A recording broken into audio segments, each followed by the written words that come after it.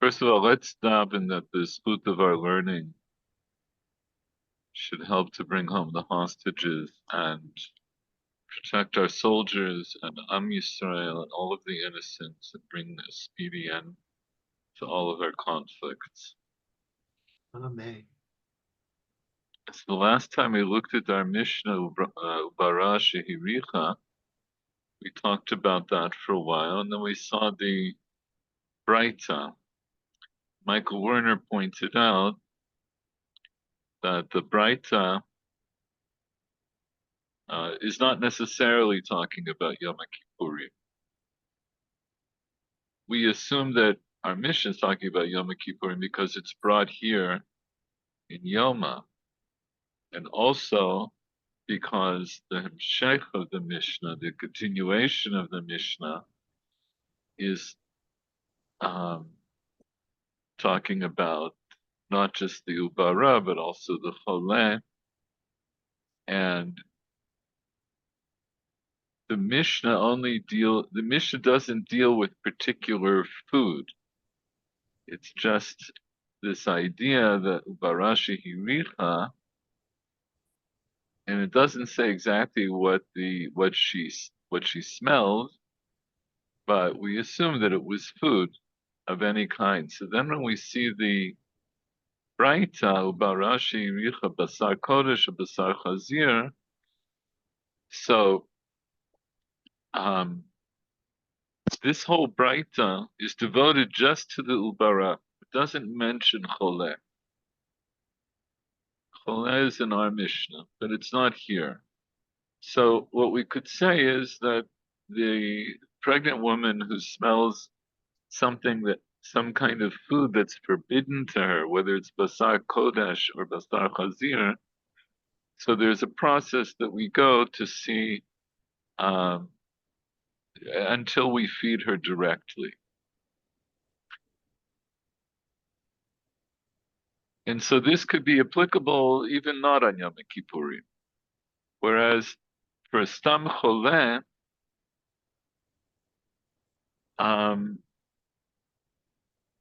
well, I'll put it this way. This Braita seems to highlight this difference between the Ubara and the Choleh. We pointed out that the Mishnah brings these two examples. And so why didn't the Mishnah just say Choleh?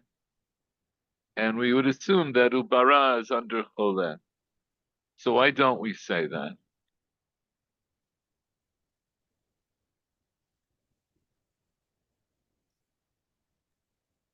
There are different criteria concerning when and how they're fed.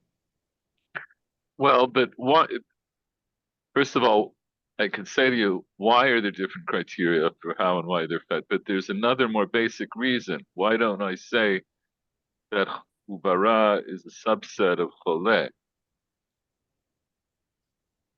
The pregnant woman is not considered as a sick person.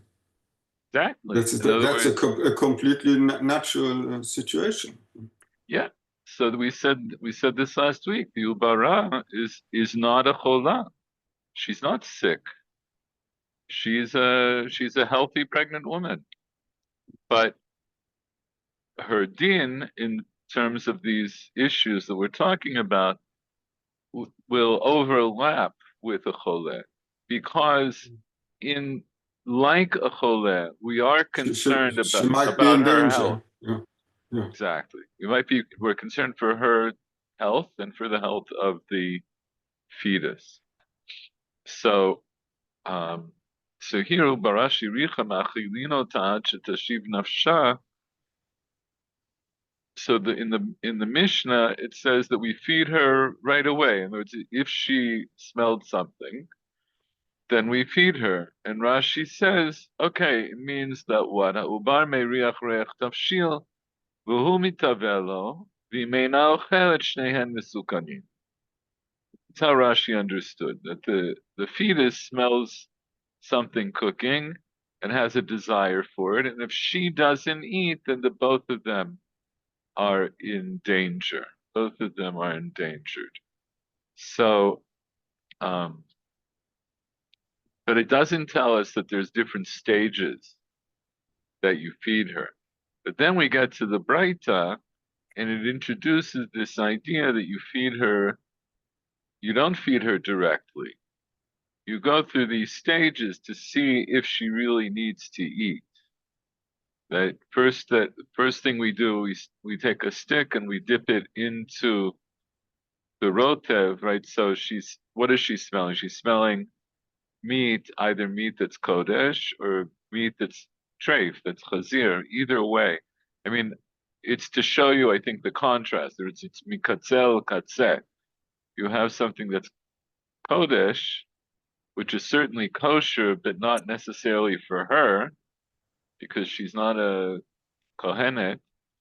And basar chazir is on the other end of the spectrum.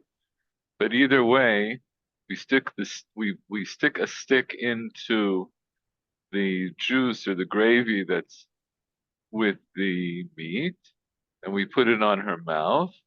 Rashi says it means that we put it on her mouth and she can suck on it. And if that's enough uh, to assuage her, then that's fine. And if not, then we actually feed her from the roter. I guess you get like a spoon and you put it in her mouth and let her take that. And if that's not enough to assuage her, then we let her eat the fat itself. And the fat here could also be the meat. In other words, you can eat the thing itself. And this is reflective of different levels of Isur. There's a Braita here in the Tosefta that also talks about this. When we get further into this sugya, then I may go back and go into that, because there it talks about um, if you have if she smelled different things that are asur, what's the hierarchy of what you give her? In other words, you what we learn from here is that you're supposed to start with something that's either not asur or something that's kal, right? You start with something that's not directly eating the thing. So what happens? What happens? Let's say yiricha basar kodesh basar chazir, and let's say she smelled both. So which do you give her? Which is more chamur, eating basar kodesh or eating basar chazir? And so I'm not going to go into, but there's a right in the Tosefta that goes through different pairings like this. And the idea is that you always try to feed her from the thing that's more kal. Um, so far, we haven't seen any more elaboration on the choleh, just that if he needs to eat, then we feed him according to experts. And the Gemara is going to go into more detail about this, because based on what we learn in the Mishnah, choleh ma'achirinot al pi bikiyin, imein sham bikiyin ma'achirinot al pi atzmo, ad sheyomar dai. So so choleh, we feed him according to experts, and if there are no experts, then we feed him according to himself until he says enough. And so yes. My impression is that this Gemara, doesn't have anything to do with Yom Kippur. It seems to be something general, and it's only by association through the Ubara that they bring it here. So this is the point I'm making, which, as I said, Michael Werner brought this up last week. And so, yes, you could say, so the Rambam brings this din about Ubara Shiricha Basar Kodesh Basar Chazir. He doesn't bring it in Hilchot Yom Kippurim, but he calls Hilchot Shvitat Asor. He brings it in Hilchot Ma'achalot Asurot. The Shulchan Aruch brings this whole concept in Hilchot Yom Kippurim. But the point is, wait, I was in the middle of making another point. I want to make 2 points. So wait, okay, so since we're talking about the Ubara again, I'll just say, this Braita can stand independent of Yom Kippurim, but it will also be true on Yom Kippurim, right? In other words, it's reasonable to say that the Gemara brings it here, like you say, because of the context. We talked about this last week. It starts off with the same words, Ubarashe Richa, and the idea being that that maybe we'll have to feed her something that's asur. So on Yom Kippurim, anything is asur. And if it's not Yom Kippurim, then there's other things that are asur.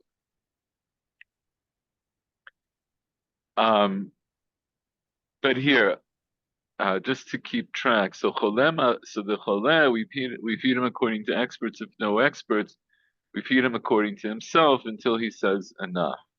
So based on that, if this was the only source that we had, then we would say, what? What's the din of a choleh that seems a choleh who apparently needs to eat? The din is going to be you consult an expert or experts, and and whatever they say is going to be the psak. If they say to feed him, you feed him. If they say you don't feed him, then you don't feed him. But if there are no experts, then we rely on his own judgment. That's what we would say based on the Mishnah. We'll see later on in the Gemara that that's not the way we paskin. It gets more complicated. So that's just a quick summary from last time. But what do we say at the end of the Braita of the Barashi Richa? That we feed her. In other words, we end up feeding her even something that's asur. Shein lecha davar shomed bifnei pikuach nefesh chutz me'avodah zarah v'gilui arayot u'shfichut damim. Okay, so now the Gemara is going to digress on this a little bit, and it's going to go through each of these things to find out what's the source for saying that these things do stand in the way of pikuach nefesh.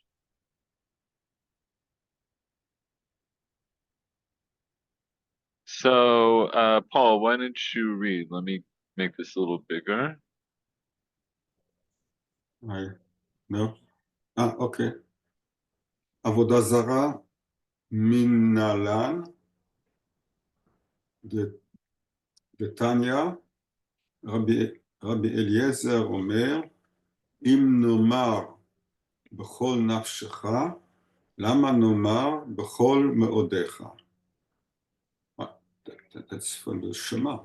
ואם נאמר בכל מאודיך, למה נאמר בכל נפשך? אלא לומר לך, אם יש לך או לך אדם שגופו חביב עליו מממונו, לכך נאמר בכל נפשך. אם יש לך אדם שממונו חביב עליו מגופו, לכן נאמר ובכל מאודיך. Okay. This is an association with the nefesh. עד שנפשה. Well, here, so let's go back and understand what Rabbi Eliezer is saying. So, first of all, what's the question that we're trying to answer? What does it mean, b'chol nafshecha? No, not exactly. What is the source for the three instances that override b'kuach nefesh? Okay, so in this, which one particular are we interested in? Avodah Zarah. Okay, so that's the question. Avodah Zarah minalan. Where do we minalan me'efo lanu? Where is the source for us that Avodah Zarah is something for which even overrides the chashash of pikuach nefesh. So first of all, let's talk about that for a second. What does that mean? That avodah zarah stands in the way of pikuach nefesh. What does that mean practically? It means that it's better to die or to allow somebody to die than to commit an act of avodah zarah. Okay, so I would say it a little bit stronger. It's not that it's better, it's the required. chiyuv. It's required. Right? That again, we're talking here minadin. I'm not paskening, but because in actual psak it gets much more complicated. But we're taking things kipshutam, and so yes, what you say is basically the case. That is, if let's say an Oved Avodah Zarah comes up to you and says, bow down to this idol, or worship this idol, or do this act of Avodah Zarah, or else I will kill you. So you're supposed to say, you're supposed to allow yourself to be killed. That's what it means. It's omed bifnei pikuach nefesh. It does stand in the way of pikuach nefesh. So even to save your own life, or as you say, or even to save somebody else's life, you're supposed to be put to death rather than be oved avodah zarah. So the Gemara wants to know, what's the source for that? How do I know that? So we say the Tanya. We learn in what's the Tanya? What does Tanya mean?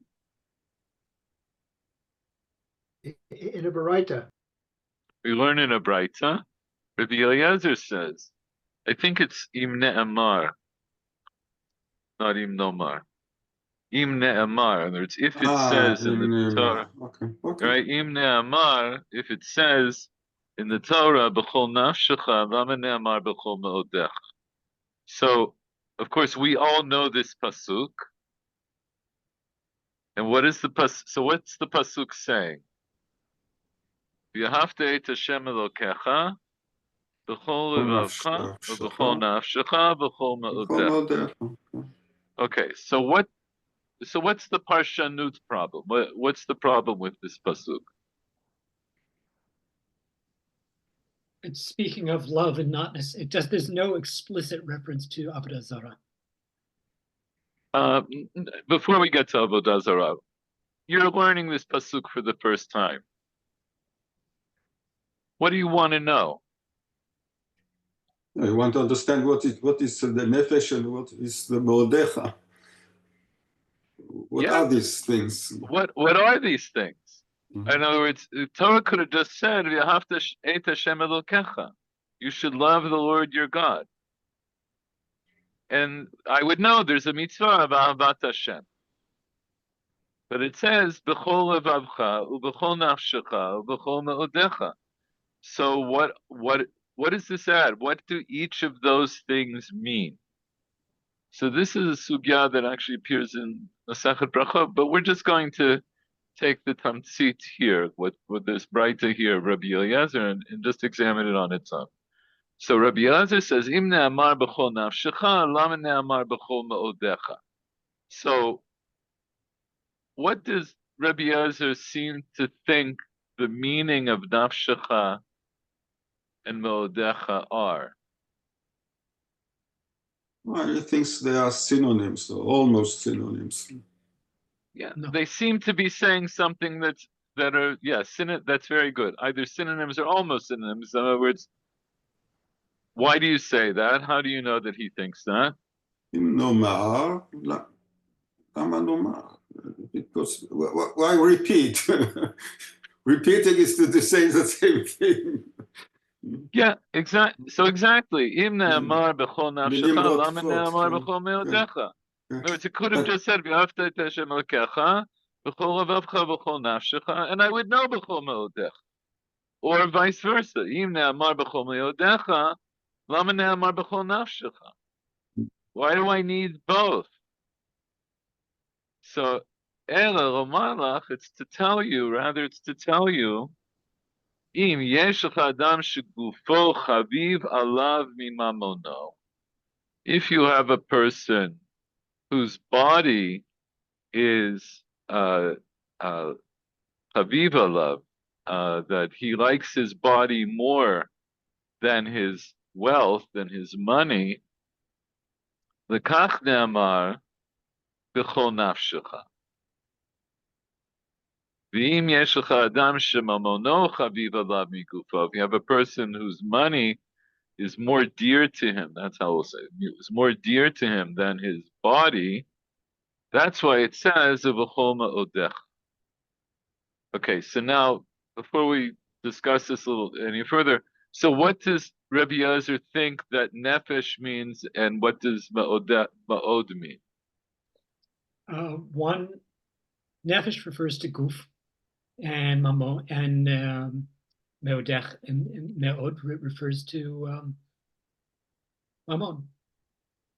Okay, so now he introduces this idea that, okay, there really are two separate things. And maybe this is what he thought all along. And he, in other words, he might have started off with this idea, but he would still say, why do I need both?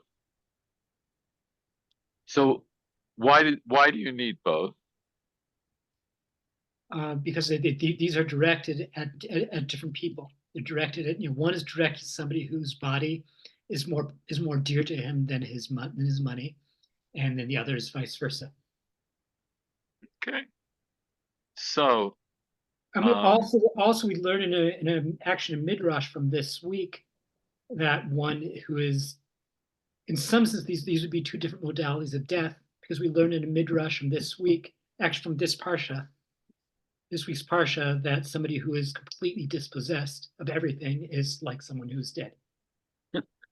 that's also true, in a midrashic sense, yes. I guess Right, I guess we don't paskin based on Midrash, do we?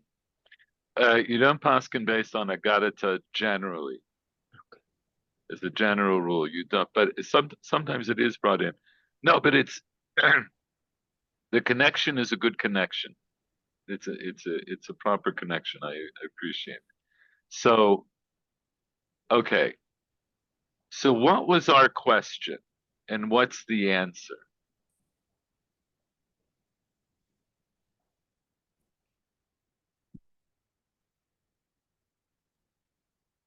Well, there's a question embedded in a question. So What was our question? what's the source? What's the source for the prohibition of on avodah zarah overriding pekuach nefesh? Okay, and what's the answer? That it's the answer. The source text is this passage from Shema. And what specifically? So it would seem to be that the commandment ve'ahavta means you love God to the exclusion of every other God or everything else. Okay, well, And so it says, but b'chol nafshacha b'chol meodecha. That would mean so even unto death. okay, which word tells me even unto death? B'chol B'chol nafshecha, b'chol B'chol nafshecha. nafshecha. So that's the answer. In other words, the Gemara brings this braita to answer the question of Avodah Zarah minalan. And so now I'll see it from Rabbi Eliezer. The Rabbi Eliezer will say that it's from these words, B'chol nafshecha. You have to love God even with all of your body, in other words, all of your physical being. Meaning, as you say, Michael, even unto death.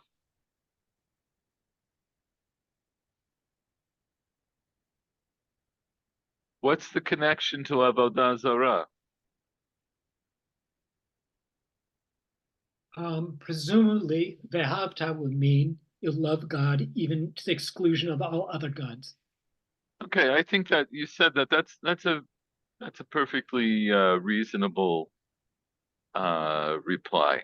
It's a perfectly reasonable reply, but it is interesting that this is brought here like that, and it's not referring specifically to Avodah Zarah. So, in other words, what I would want to know, Well, the way you phrase it, right? So it answers this question because otherwise, I might say v'ahavta et Hashem Elokecha. What's the expression of ahavat Hashem? So if we look in the Rambam about ahavat Hashem, it means that you love God and that and everything He created, and you appreciate creation, and you explore the creation, you explore the Torah as an act of ahavat Hashem. In other words, I might say ahavat Hashem is also an expression of loving everything about God. So it would include all of the mitzvot.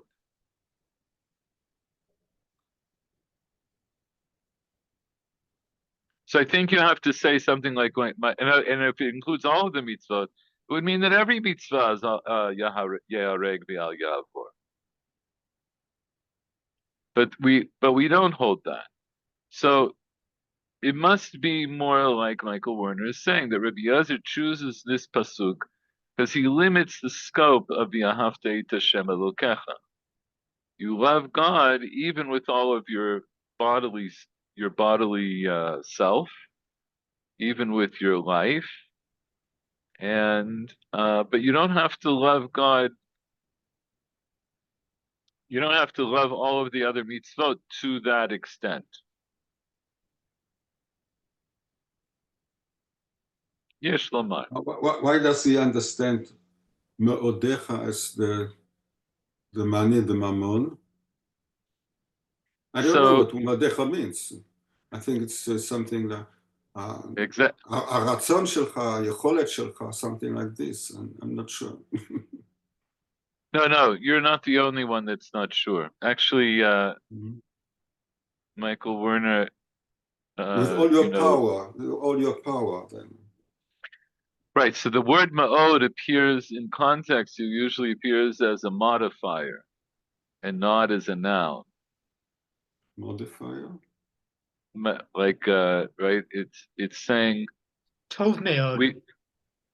Yes, we in English we would say it's very, right? You tov ma'od. It's very good. I think ma'od is good. I never thought this, but okay. What did you think? No, something like power. Not ma'od. A lot, not a lot. A lot. Yeah, like no, or even maybe powerful. It's good. Tov is good, and tov ma'od is powerfully good. But yesh lomar. But the point is, it actually doesn't appear. It doesn't appear. The only place where it's like this. I think it's the only place that it appears in as a noun. I think that's true. We can we can digress for a second. Let's take a look. Hold on.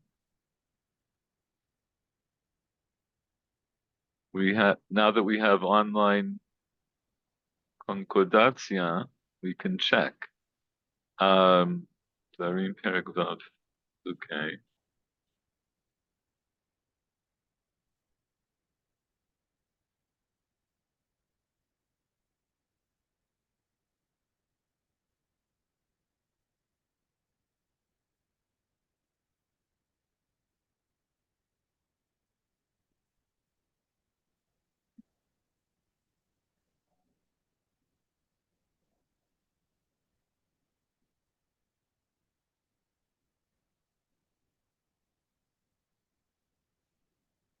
BDB says it's a noun, muchness, force, abundance, or exceedingly.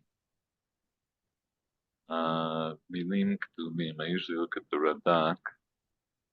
V'hinei tov ma'od. Perush ad ma'od. Inyan hamilah zot inyan haribui. This is how the Radak explains. Ma'od, he says, right, in other words, he means the understanding of this word, right? It has to do with ribui, with uh, you know, Actually, the grammatical term expansion. the grammatical term would be it's an augmentation. Okay. You would say it has something to do with reinforcement, and in reinforcement you have force. It's something which is strongness or something like this. Yeah, so this is along the lines of what the Radak is saying. Ribui mamoncha, right? V'chein v'chol me'odecha. This is his perush on v'chol me'odecha. Ribui mamoncha, which he's basing on Rabbi Eliezer. Oh, perusho Rav. It means a lot. Mm-hmm. Rav ahov oto b'chol mash tuchal. You should love God a lot in any way that you can. And that love should be concluded in one's heart. In the Concordatia, so we have it, well, we have it too many times to go through. So I'm not going to go through them all. But yeah, in this case, um, usually it comes, I'll just say, in other words, the places that we find it, it usually comes uh, let's say modify. I say modify, but I like I'll use your word, Michael, to augment something that came before. Hinei tov me'od, vayichala kayin me'od. In other words, it's not that something me'od made Kayin mad. It made Kayin me'od, right, me'od mad. Vayikberu amayim vayibu me'od, right? And hine, right, ki yafahi me'od, v'Avram kaved me'od b'mikneh, v'chataim Hashem me'od, right? So these are the ways that we see it. Vayirah hadavar me'od b'einei Abraham, etc. Going on and on and on. Actually, I though, think this. one I other think this. instance, I think this is the only place where it appears as a standalone noun. I can actually think of one place where maybe ad meod, when the Shevatim are bringing the gifts, or people bring the gifts, and these ad meod, where it's ambivalent whether it's a noun or not, and there it actually does refer explicitly to mammon. Here.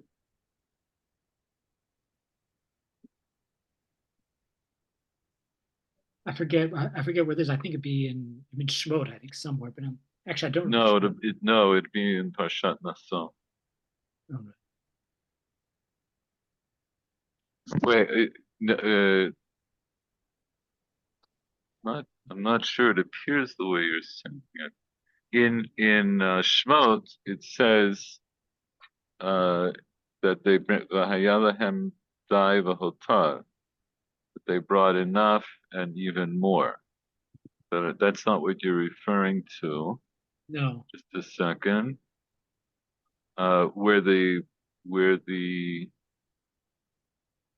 Nesiim bring their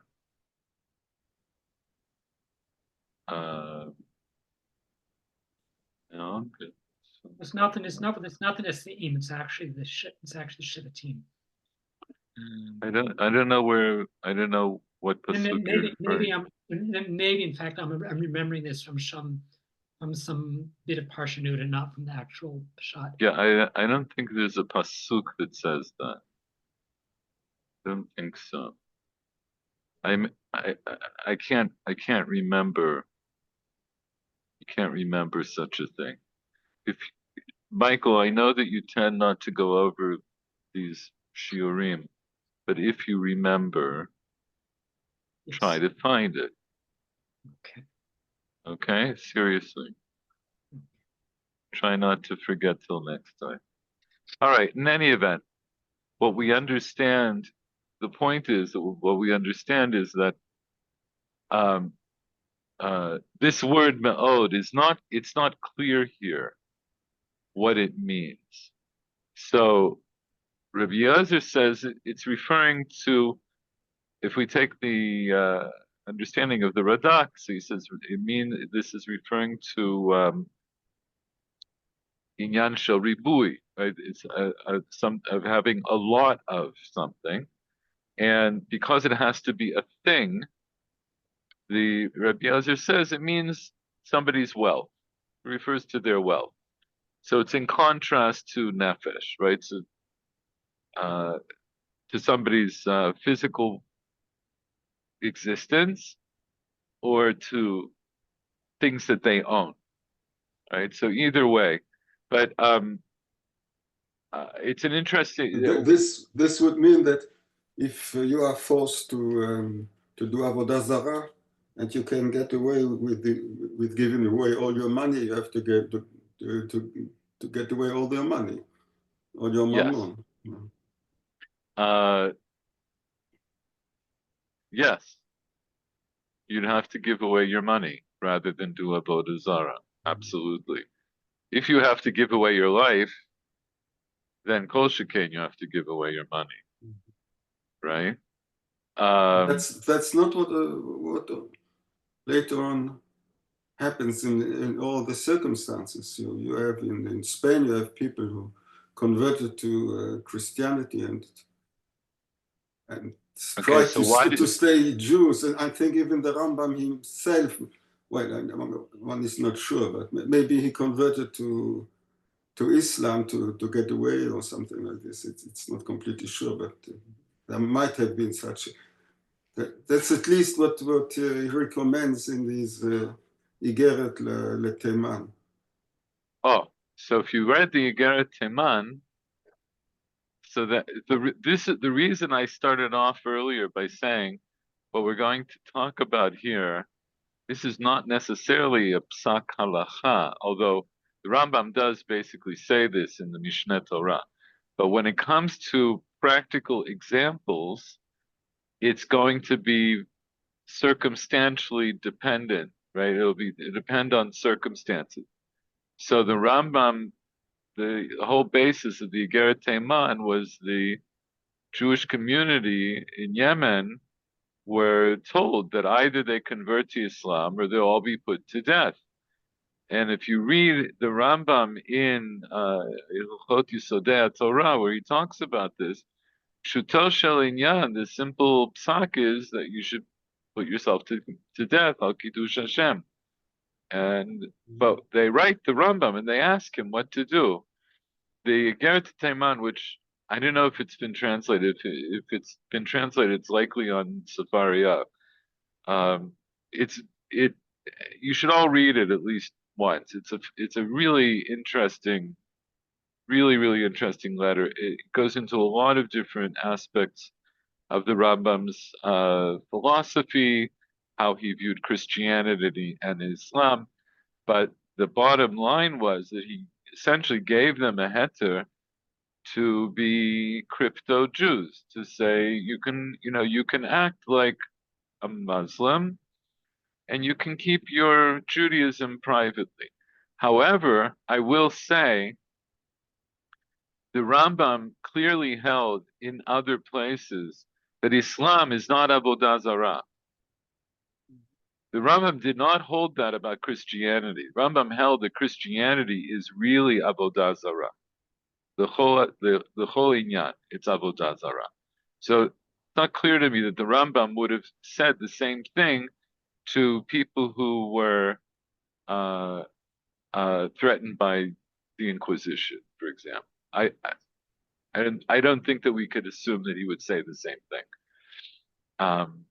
And the other thing, and I don't know an awful lot about that history, but I don't think that the people who became crypto Jews necessarily did it with the advice of Rabbanim. I think for many of them that was a natural, although very difficult choice. But in any event, it's a separate thing. But okay. Rashi says here, Lama ne'amar b'chol modecha. Why does it say b'chol modecha? Michael Schwartz, why don't you read? lama ne'amar b'kol modecha v'kula kulo yomer ha'chaviv shebehem kol shechen she'enu chaviv. Why is it stated with all your meodecha, it says it if he says that it is dear in them, but call all the more so the enucha that's not dear. I think it means that what you said earlier, if you need to give up your life, all the more so, then you need to give up your money. You might say that. So Rashi literally means Yomar hachaviv shebehem. He should say, in other words, here it means that the Torah, the pasuk, could have just said the one that's more dear, and then I would know all the more so the one that's not as dear. So what Rabbi Elazar says is, as Michael Werner pointed out, that there are different kinds of people. For some people, their money is more important than their life. And for other people, their life is more important than their money. You know, this was a famous bit by Jack Benny, who was a famous Jewish comedian. Money or your life. Yeah, the guy comes up to him on the street with a gun and says, "Your money or your life?"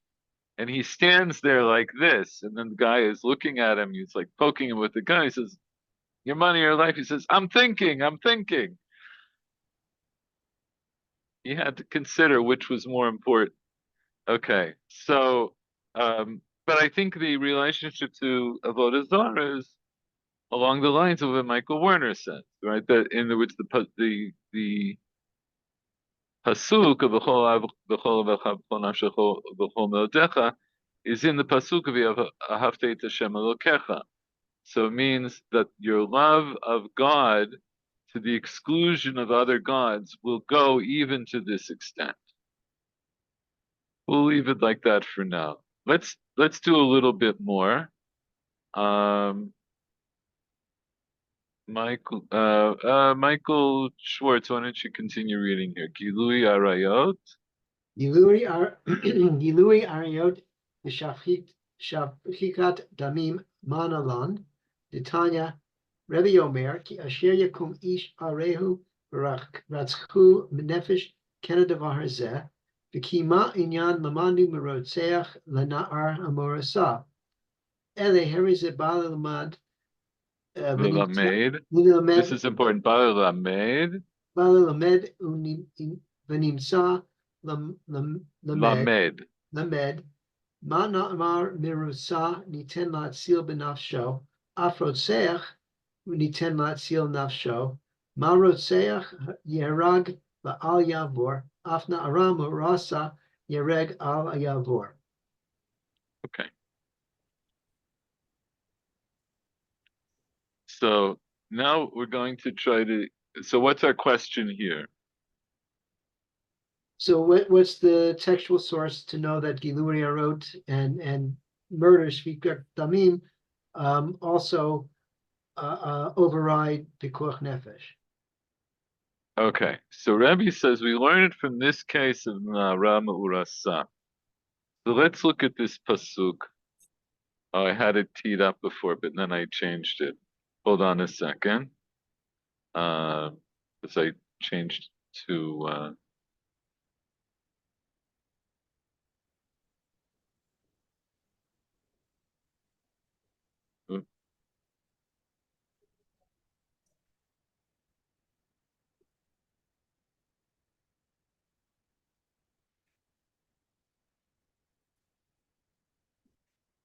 okay.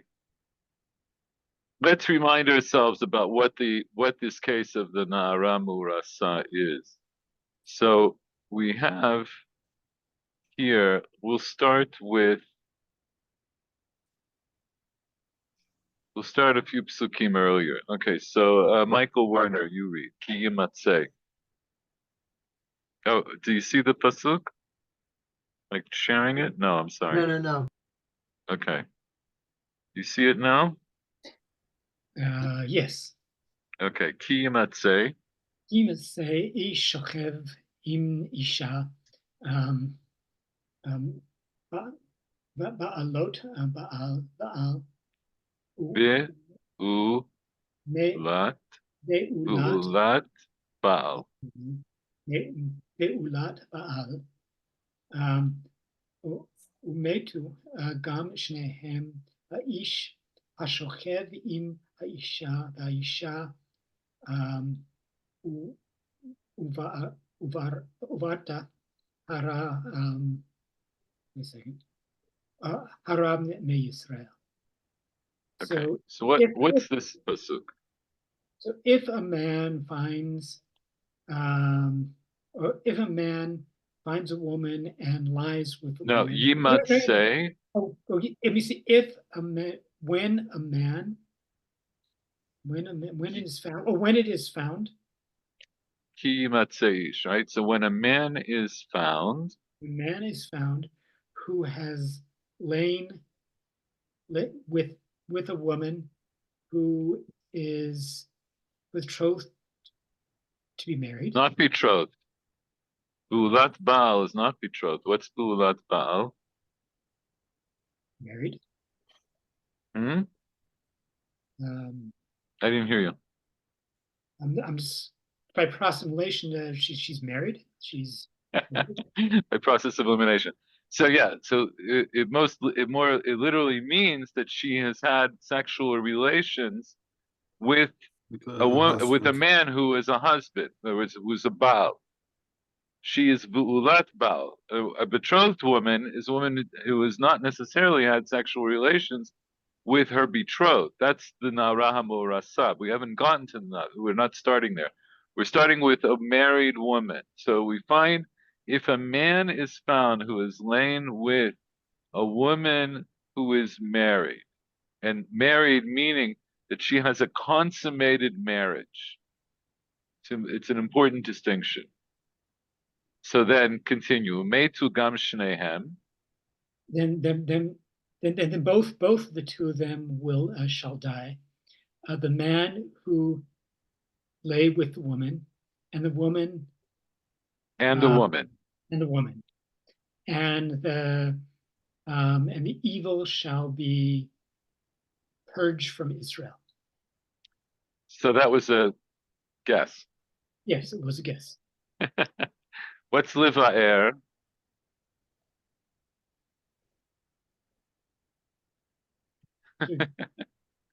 Be'era.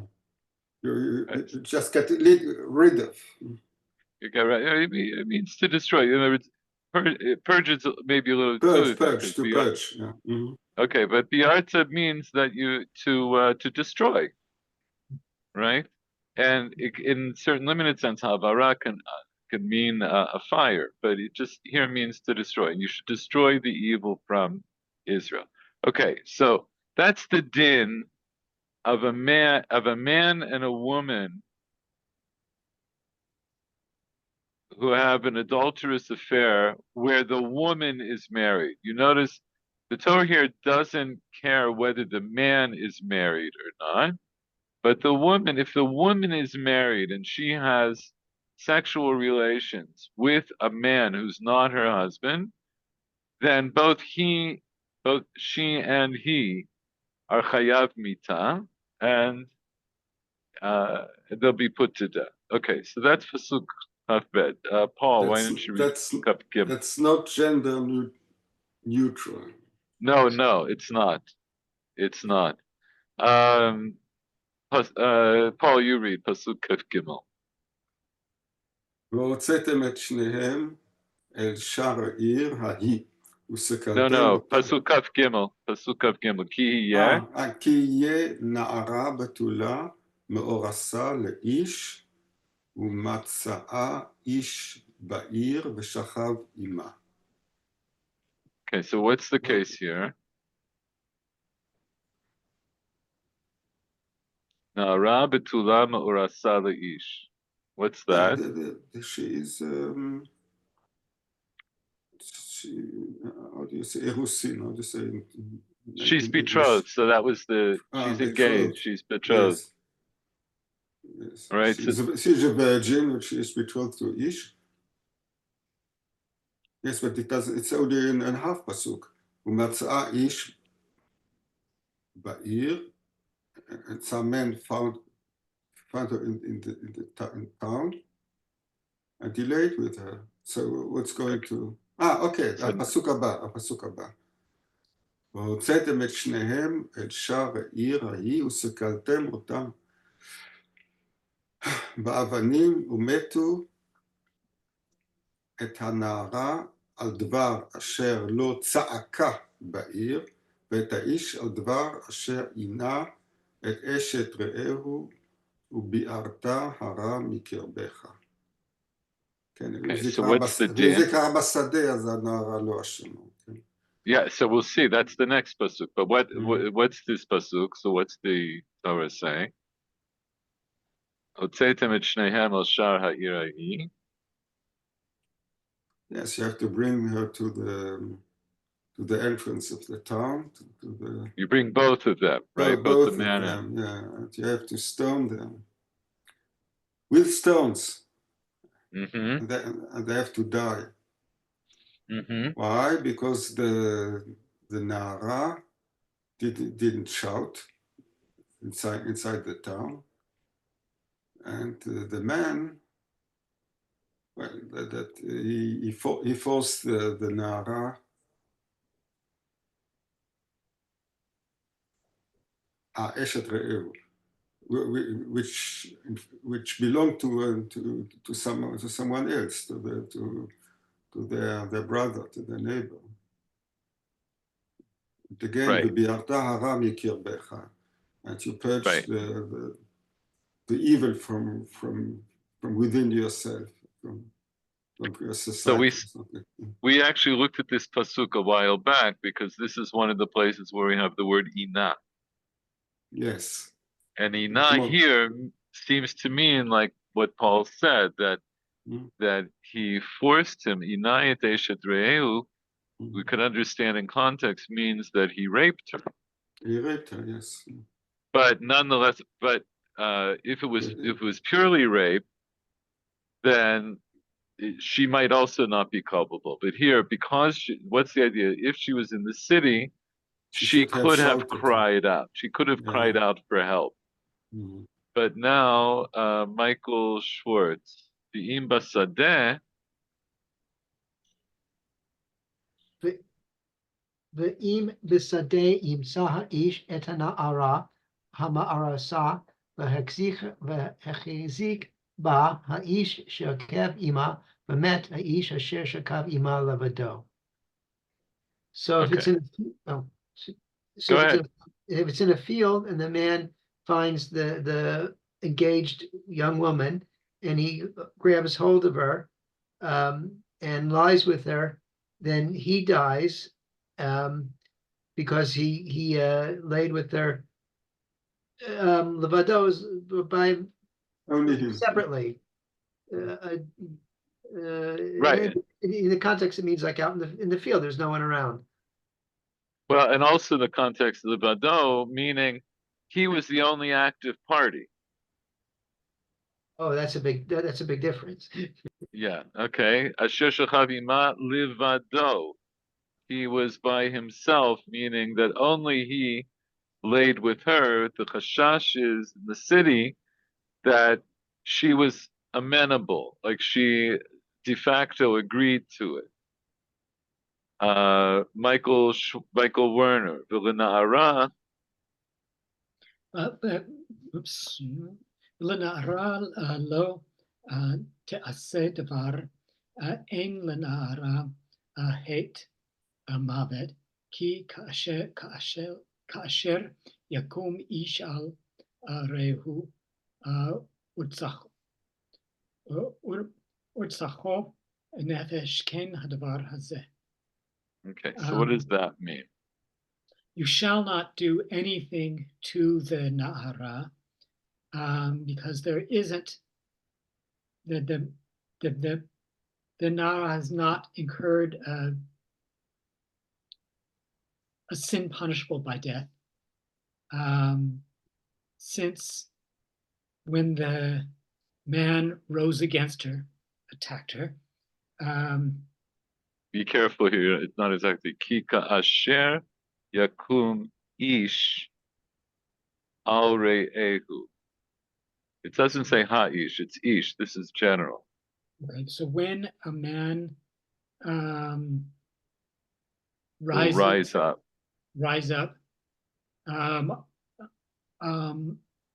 Against his neighbor and kills him, that's what this case is like. Right. Kena Davaris. This right, that's what this is like. So this Na'ara Morasa, she is exempt from punishment altogether. Don't do anything to her. She doesn't have Chet Mavet. Why? Why? Ki kasher yakum ish al re'ehu ritzachon nefesh kain hadavar hazeh. Just like when a man rises up on his neighbor and kills his soul, right? Kills his body, as we see from Rabbi Eliezer. So is this thing. And we'll just finish off reading the next pasuk. Paul, read the last pasuk here. Ki basadeh. כי בשדה מצאה, צעקה הנערה המאורסה, ואין מושיע לה. Okay, what does it mean? Yes, because in the field,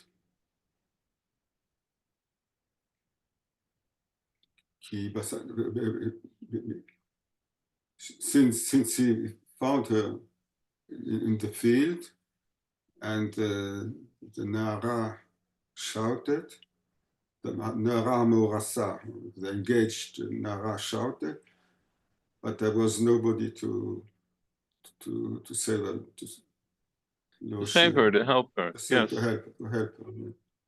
Okay. So this contrasts with the Nara who was in the ear. Okay, but what we're interested in is this.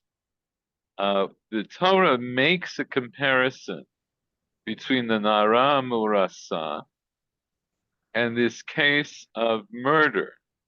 So Yes. what's the comparison? Well, Nara, don't do anything to the Nara. The Nara does not have a death sentence, because as a man rises up on his neighbor and murders him, so is this thing. How is the case of Nara Maurasa like the case of a man who rises up to murder his neighbor?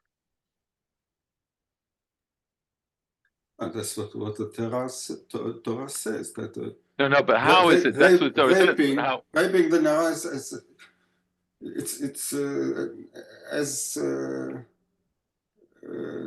extreme that than as murder.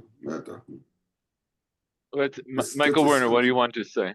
Meaning that in both cases, the victims cannot be said on any level to be complicit. Oh, in other words, why is it that the Nara doesn't have a Chet Mavet? Because she is like the victim of murder. And then I can reach the conclusion that Paul said. So if she's like the victim of murder, that means that the rapist is like the murderer.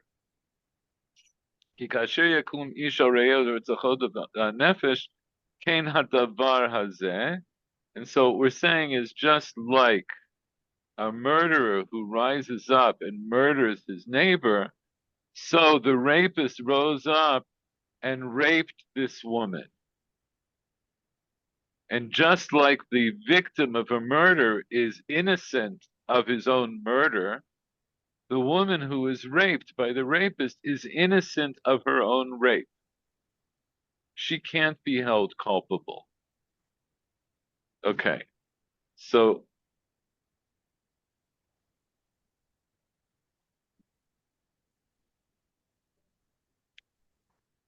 let's see. Rashi says, Michael Schwartz, you want to read? Kikasher Yakum v'gomer.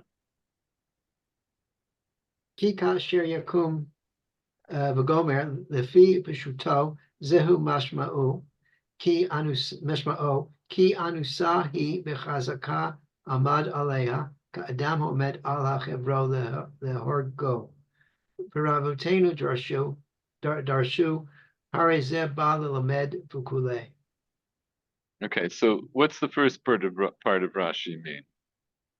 Lefi pshuto. According to the simple meaning, that he raped her, and Well, ki anusahi. He's a rapist. No, she is raped.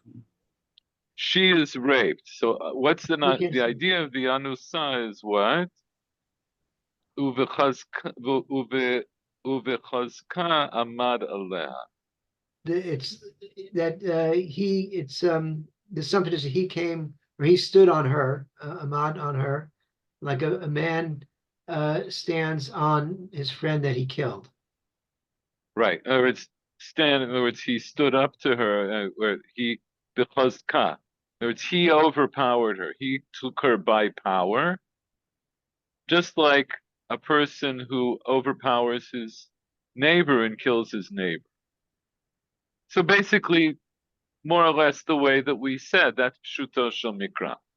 And then he says, Rabotenu darshu hareza balamed. So that's the Breita that we're learning ours. now.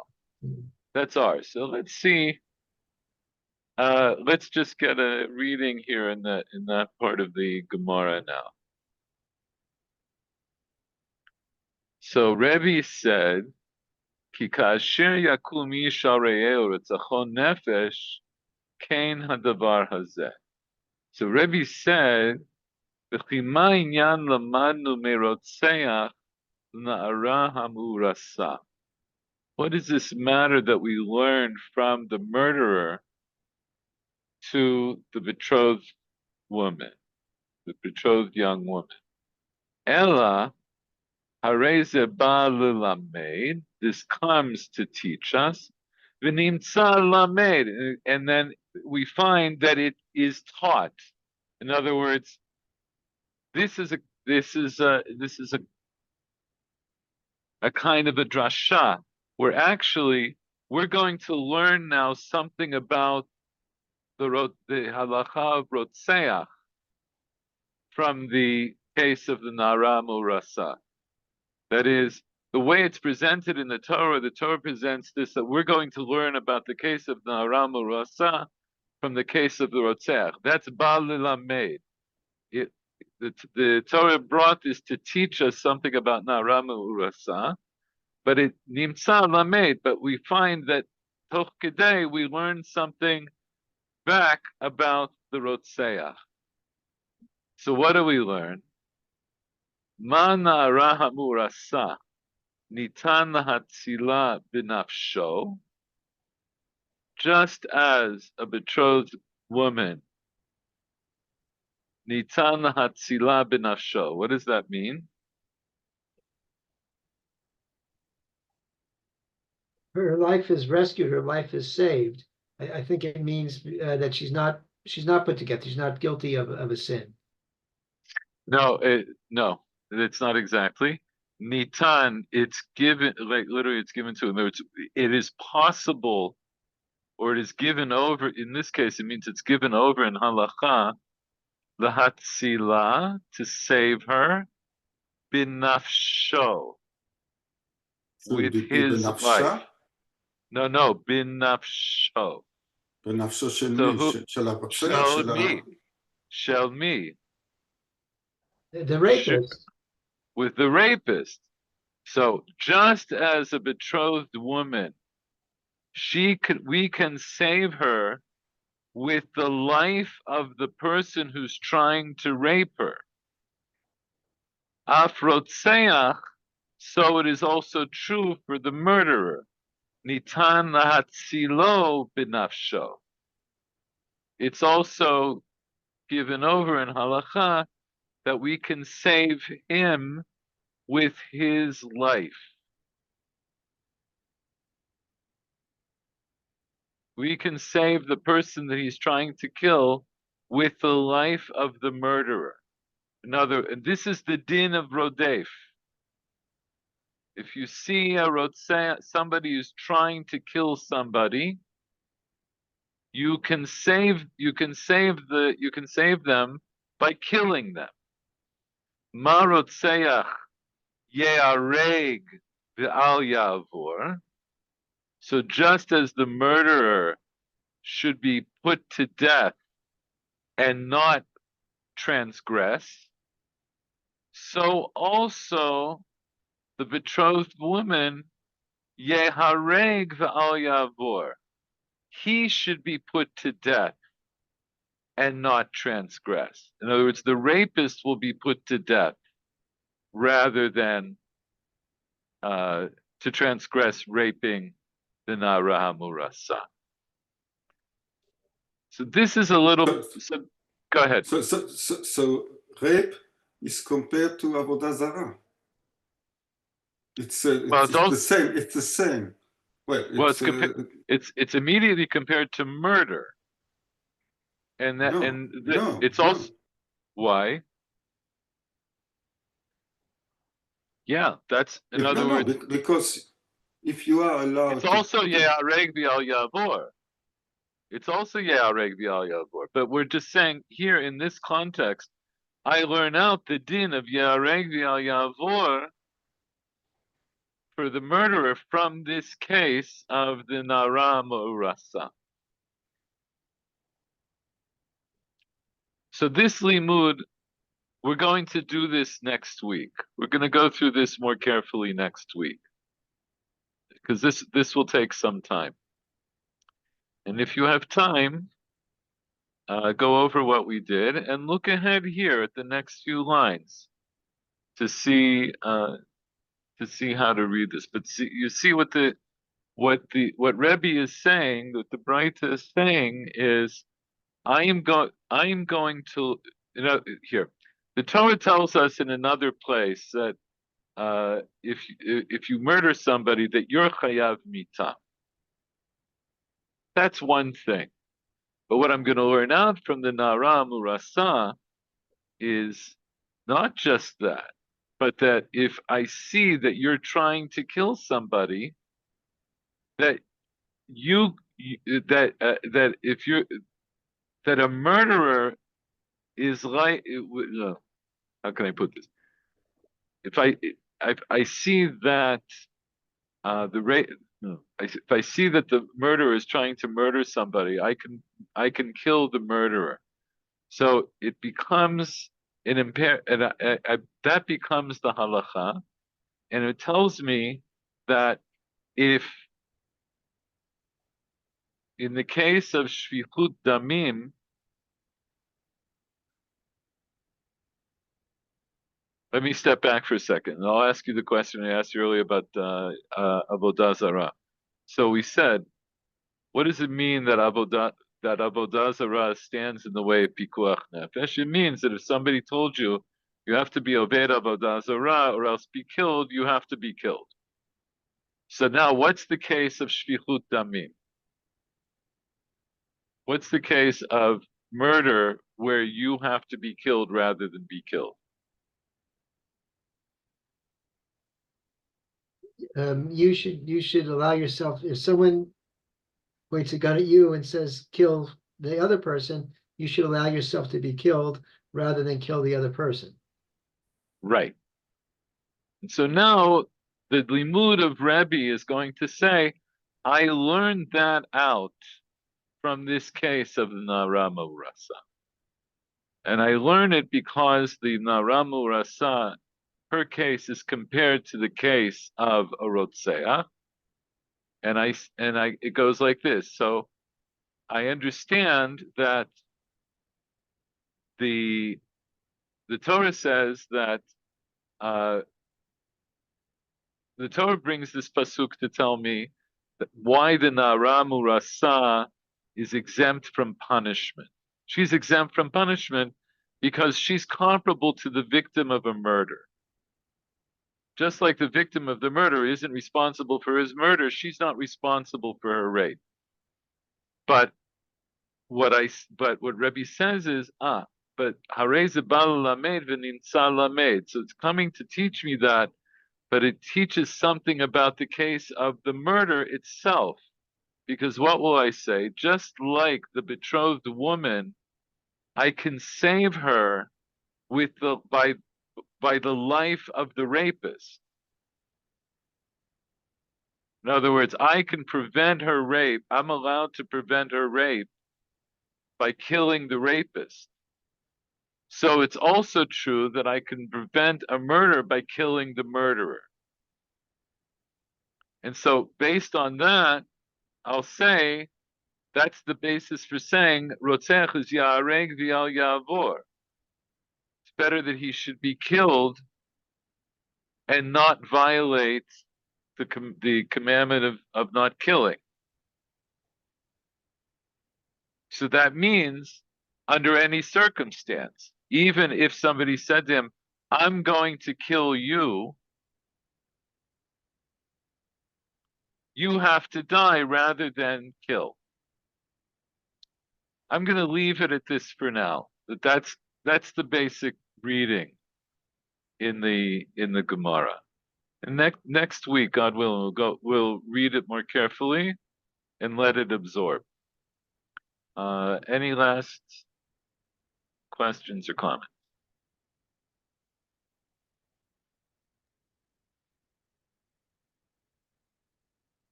No? Okay.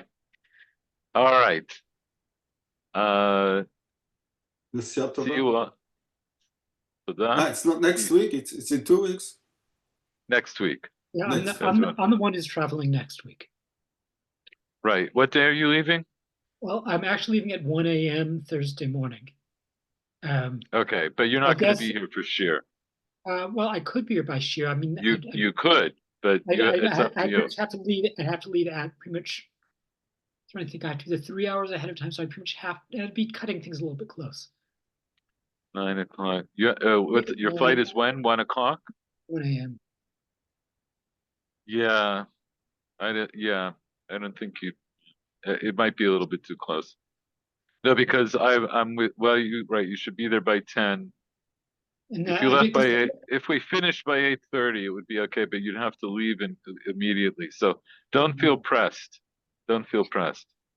But hopefully, if you don't come, then you'll follow up on the video. I will. Okay. I will have something to listen to on the airplane. Well, you'll have something to listen on the airplane. That'll be this week's shir. Yes. Next week's shir you won't get to listen to until after it's done, and you'll by the time you're on the airplane, it won't yet be up on for you to listen to. Okay. Not quite that efficient, unfortunately. Okay. All right. Tov. Thank you. Good night. Bye-bye. Good night.